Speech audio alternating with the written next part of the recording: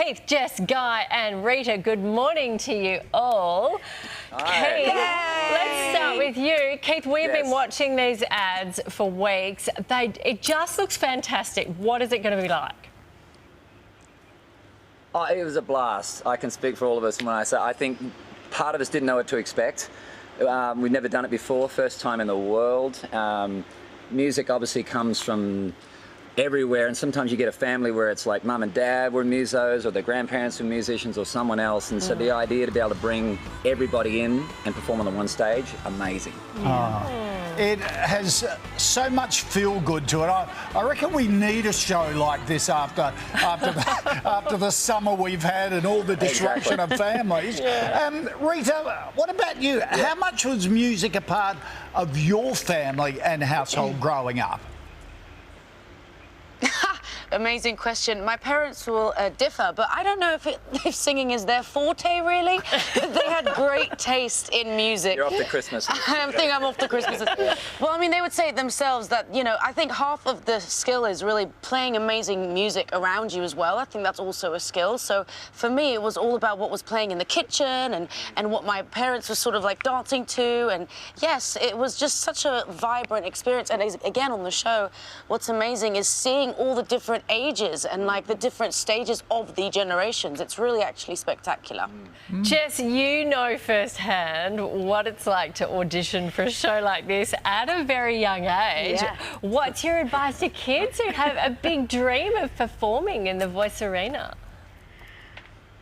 Honestly, it is a bit of a dream. I think, you know, coming into obviously the auditions and thinking about coming on a show like this, it's about the song, and sometimes, you know, it's not having those expectations, because I think sometimes you normally think you know how it's going to go, and then, you know, sometimes you don't. So it's just about, you know, knowing that you have the ability, you have that dream, go for it, and make sure that you have that song. And I guess you're going to learn so much when you come on here anyway, but you know, it is the dream. Yeah. Guy, I love following Jimmy Barnes on Twitter and the performances of his whole family. You know, the grandkids, the kids, Jane, the whole lot. What about the Sebastian family? How often do you, the boys, Jules, jam together? And what are your favourite songs? All the time. I mean, we grew up in a very musical household, and I mean, recently I had my birthday. I won't tell you which one it was, but it was a big landmark birthday. And every single day, at the end of the day after dinner, we were jamming for about 4 or 5 hours. And I think that's the beauty of this show. I've always thought, actually, it'd be so good to capture those moments, because you always feel like you want to. You know, if you're not from a musical family, you want to be in one when you're watching a musical family jam and have the time of their lives. Well, that plays out on this show, and it's really, really good to see the dynamic between mums and dads and their kids, and we've even got granddads like this. One group where there's 3 generations. It's very special. You're right. Even those of us who didn't come from a musical family, we still want to watch, and we will. Keith, so your parents took you to your first ever concert when you were only 6. Was it Johnny Cash, and how significant was that in shaping you as an artist? How cool is that? A lot, doesn't it? That's cool. I don't know what they were thinking, taking us to do a Johnny Cash concert. But that was up in Festival Hall in Brizzy, and I was 5, and my brother was 7, and we went to see this guy. And man, when you're 5 years old and you walk into the Festival Hall, it's 5,000 people, which is like 1 million when you're 5. And it's like drunk, rowdy, Queensland audience, and then this guy walks out on stage and all the lights go out and it's dead silent, and you're just like, mesmerising. It was really indelible, left an indelible mark on me. Yeah, Keith, that is good parenting, is it? To do that, I reckon. It's great parenting. I'm taking my kids to the final Midnight Oil concert next month, at the end of April, and I reckon that's good parenting. If Nicole, Sunday and Faith were to get up and perform together with you on the Voice stage, what song would it be? Oh my God, that's a great question. That's a great question. I reckon we'd have to let the girls decide. They got really good taste in music. I have no idea. I'll have to ask them. That's a good question, that. Or Taylor Swift. Yeah, I'm sure they would be in charge, I'm sure. Rita, you've really made yourself home here in Australia. What do you love about it here? We think you should make the move permanent, maybe. Oh gosh, you know how much I enjoy being here? I honestly mean that from the bottom of my heart. I have had the best experience. I mean, I could cry. I feel like these guys are my family now, and to come back and see everybody on the crew and on the set, and you know, I enjoy this weather so much, and it's like, compared to London, as you all know, it's just such a blessing to be here, and also the talent is next level. And I was sitting on the plane and I was thinking, oh, what should I do different this year? And absolutely nothing, because the talent just speaks for itself, and I'm not just saying that, you know, it's so many incredible singers in Australia, and like I just love coming here, and I just can't wait to come back, to be honest. Just keep coming back. Have me, guys. Back, Rita. Please be here. That's nice. And Jess, it seems by looking at the promos, sort of music is such an important part of so many families, isn't it? It sort of it takes that passion to another level. Quite emotional.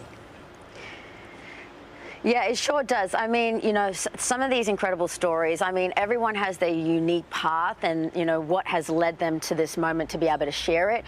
It is about emotion, vulnerability. It's people that have gotten to a place where they're like, I'm ready to show and share my story and bring my family with me. So it's the most joyous and experience, you know, to be able to witness that firsthand, you know, and being with everyone and just really, I guess, making that an incredible memory. You know, there's so many beautiful memories that I'm so excited for the rest of Australia, you know, to have those. Which relative of yours had the biggest impact on your music career?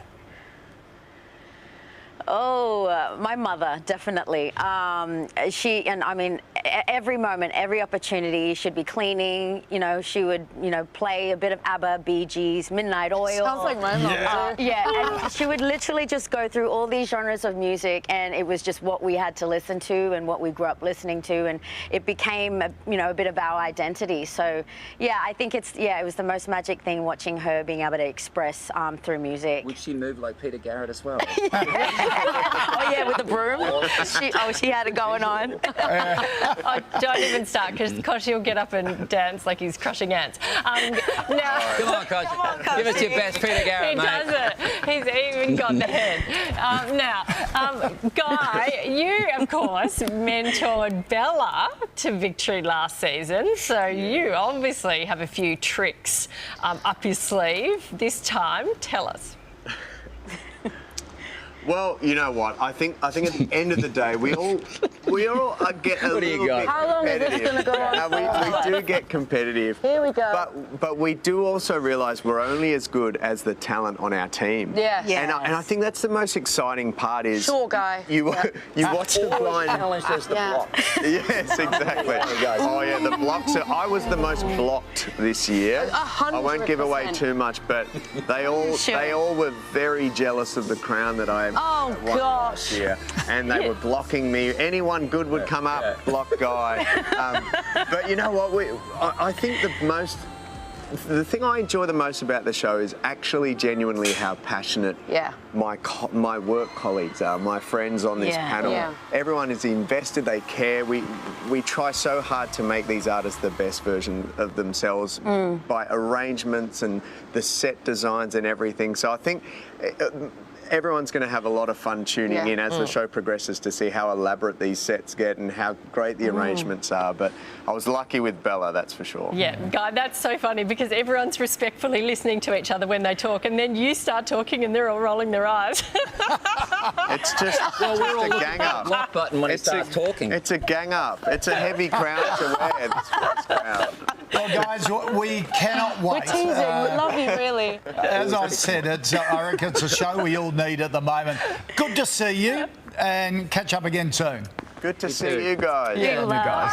Love you guys. Thanks, Nakash. It's going to be good.